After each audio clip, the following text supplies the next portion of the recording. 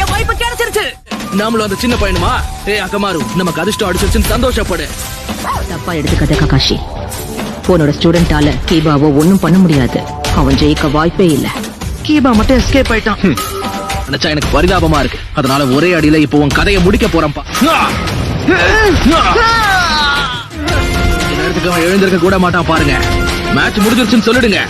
நினைச்ச மாதிரியே ஆயிடுச்சு. கீபா கொஞ்ச நேரம் சண்டை போடுவான்னு நினைச்சா ஆனா இப்படி முடிஞ்சிருச்சு. சொன்னல முடிஞ்சிடும். என்ன அவ்வளவுதானா? கண்ண மூடி திறக்கிறதுக்குள்ள போட்டி முடிஞ்சிருச்சு. சரியான காமெடி பீஸா. சரி, எப்பவுமே என்ன குறைச்ச எடை போடாத. இப்போ அவன் என்ன செய்ய போறான்? பரவாயில்லையே, நான் நினைச்சதை விட பெட்டரா தான் இருக்கும். குறைச்சி எடை போட்டுட்டேன்.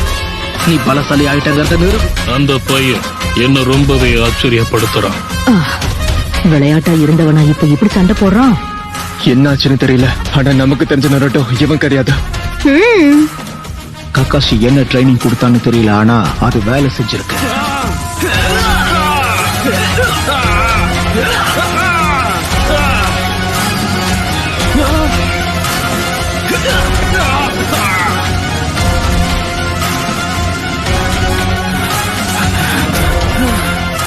இதுல ஜெயிச்சது நருட்டோ உசுமா. தோக்கடிப்பாடு நான் கொஞ்சம் கூட எதிர்பார்க்கவே இல்ல.